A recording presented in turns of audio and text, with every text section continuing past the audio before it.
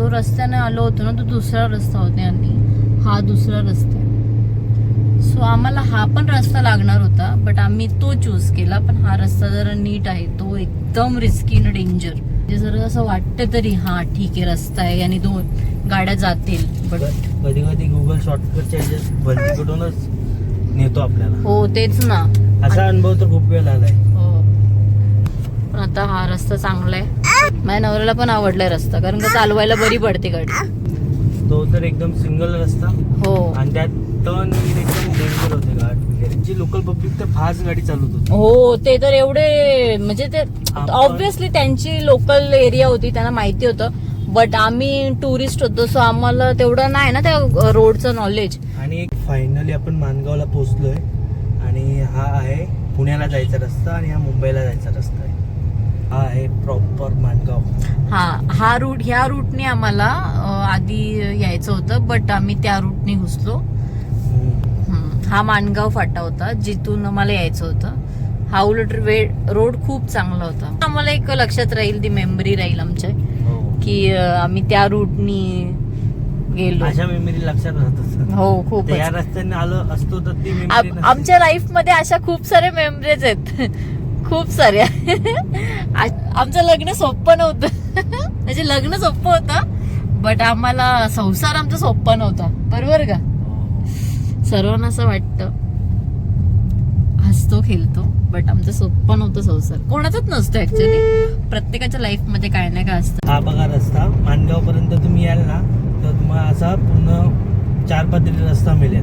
मस्त चांगला रस्ता भेटेल. टाकलं होतं नागोठण्यावरून रोहा मार्गाने. हे डोंगर आहेत ना, हे डोंगराच्या मधून गेलोय आम्ही.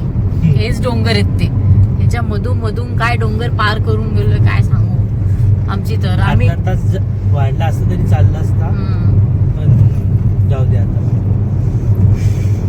आम्ही ऍक्च्युली त्या व्हिडिओ मध्ये एवढं दाखवलं नाही, पण खूप डेंजर रस्ते होते ते. एवढं नाही आम्हाला करता आलं, कारण का आम्ही स्वतः घाबरत होतो.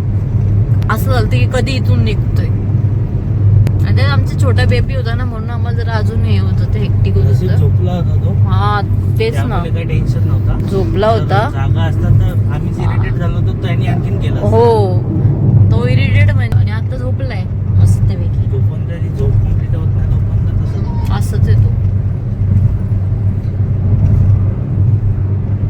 बोलतात ना, आई वडील होणं सोपं नसतं. खरं आहे ते. लहानाचं मोठं करणं एक मोठा बिग टास्क असतो. पहिली गोष्ट जन्माला येणं मोठा टास्क असतो. आणि मेन टास्क कुठला आहे माहितीये का? आई वडील सांभाळतात ना, तो जास्त टास्क असतो. नॉर्मली कसे कंबाईन फॅमिली मध्ये सर्व असतात, सर्वांकडे.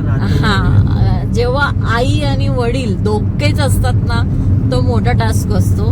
मोठा झाल्यावर कसं राहतो कोणाकडे पण जेव्हा तो जन्माला येतो, जेव्हा तो छोटा असतो, 1 इयरचा 2 इयरच्या पिरियड मध्ये, तो खूप मोठा टास्क आहे. ते आम्ही अनुभवलंय, खूप मोठा टास्क आहे. म्हणून फॅमिली पाहिजे जेव्हा असं बेबी वगैरे असेल, कारण का टास्क आहे, खूप टास्क आहे. माझी झोप नाही होत, कधी कधी यांची पण झोप नाही होत, कधी कधी मला झोपून देतात, कधी कधी यांना झोपायला देते मी. असं करून चाललंय आमचं. सर्वांना वाटतं इझी नाहीये, इझी नाहीये. हे लाईफ इझी नाहीये. पेन आहे 58 किलोमीटर, पनवेल आहे 89, नवी मुंबई 104, ठाणे 152. सो आता आम्ही ऑलमोस्ट आलो. आणि आता बघतोय, आम्ही विचार करतोय पालीला जायचं. जमलं तर जाऊ पालीला, आमच्या गणूला भेटायला. आणि आमच्या गणूला सोबत घेऊन चाललोय. सो आम्ही पालीला आलोय, म्हणजे येणार आहोत, पोचतोय. सो फायनली आम्ही पालीच्या रूटला आलोय, कारण का पालीला प्रेम आळाच नव्हता. आणि हा आहे पालीचा डोंगर आणि हा प्रेम, जो आता गणूला भेटायला जाणार आहे. पण प्रेम झोपलाय, कारण का त्याला फ्रेश दिसायचं नाही, गणूला भेटायला जाणार आहे. तर हा झोपतो ना, तर आमचा प्रवास चांगला होतो. चांगला मीन्स मस्ती नाही करत, खूप मस्ती करतो ना. तर हा बघा, हा आहे पालीचा डोंगर. पालीची स्टोरी आय थिंक आम्ही व्हिडिओ बनवली आहे आधीच. सो एक अष्टविनायक मधला एक हा पण गणपती आहे महाराष्ट्रामध्ये आपला. मज्जा आली, ट्रिप खूप मस्त होती. माझ्या नवऱ्याला मज्जा आली का नाही काय माहिती. त्यावर लोक सांगू शकतील अनुभव. ड्रायव्हिंग आवडते बाय द वे. डिम्पल, माझ्या नवऱ्याला डिम्पल खळी पडते बघा, खळी. आणि माझ्या बायकीन बघितलीच नव्हती ती. ती पण एक स्टोरी आहे. मी बघितलीच नव्हती. मला सांगितली होती का नाही की तुझ्या नवऱ्याच्या मस्त डिम्पल पडते. तेव्हा मी बघितली. मी बघितलीच नव्हती. आणि ज्याने सांगितलं ना त्याला माहिती कोणी सांगितले. तो बघतो व्हिडिओ, त्याला जमते कोणी सांगितले. आणि कमेंट करतो तुम्हीच सांगितले म्हणून, मीच सांगितली असं कमेंट कर व्हिडिओ बघितल्यावर. कारण का मला नव्हतं, मी नव्हतं एवढं निरखून बघितलं. क्योंकि ये मेरे फैमिली की पसंद थी ना. फैमिली पे हमारे में कैसे अरेंज मटेरियल वाले अरेंज मटेरियल वाले ऐसे रहते हैं. फॅमिली जो बोलती है ना वही सुनते हैं. म्हणजे आमचं कसं आहे, म्हणजे आमच्या इथे आई वडील, माझे रिलेटिव्ह, माझे नातेवाईक, म्हणजे काका मामा झाले, मावश्या झाल्या, आत्या झाल्या, ते लोक जेव्हा हा एक्झॅक्ट हा बोलतात ना तेव्हाच आमच्या इथे मुलगी पुढचा पाऊल धरते की हा मी लग्न करायला रेडी आहे. सो यांना खरं सांगू माझ्या परिवाराने चूज केलंय. आम्ही सर्वांचे मत घेतलेले यांच्या बाबतीत की मुलगा कसा आहे, तर सर्व हाच बोलले, कोण नाही बोलला. सो नंतर मग मी हा बोलली, मी आधी नाही हा बोलली.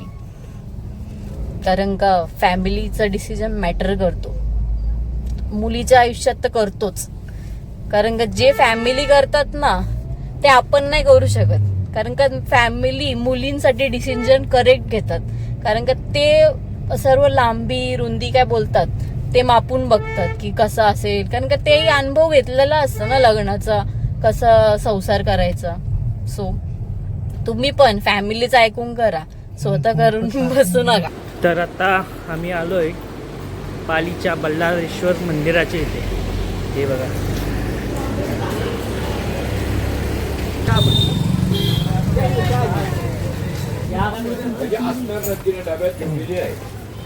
बंद.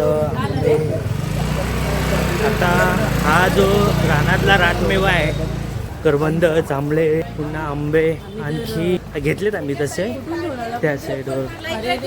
हा हरेश्वरवर. हा सो हा आता गणपतीचं. सो प्रेम फर्स्ट टाइम आला इथे मंदिरात. हे बघ इथे सर्व स्टोरी लिहिलेली पप्पाची. आणि प्रेमचं फर्स्ट टाइम विजिट पप्पाच्या इथे. गणपती बाप्पा. आता आम्ही चाललोय मेन गणपती आहे. कसा खेळतोय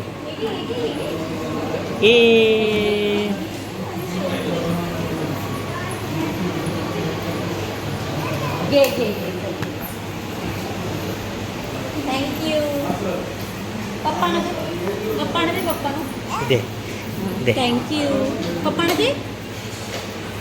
दे पप्पा घे.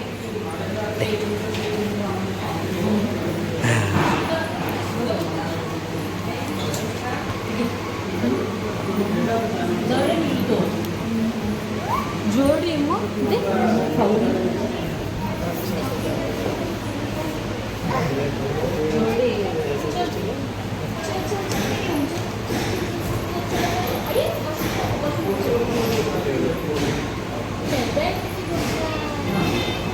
चल चला या डॉगी में डॉगी डॉगी वा डॉगी. चल काय केलं तुला? डॉगी में डॉगी डॉगी डॉगी.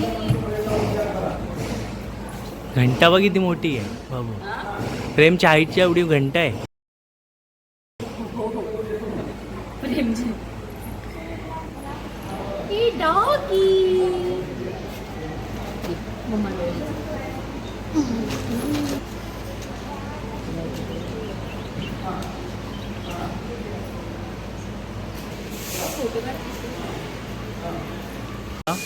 प्रसादाची वेळ 11 ते 3. 7:30 ते 10:30. तर आता आलोय काजूची भाजी घ्यायला. काजू घ्यायला, ओले काजू. बा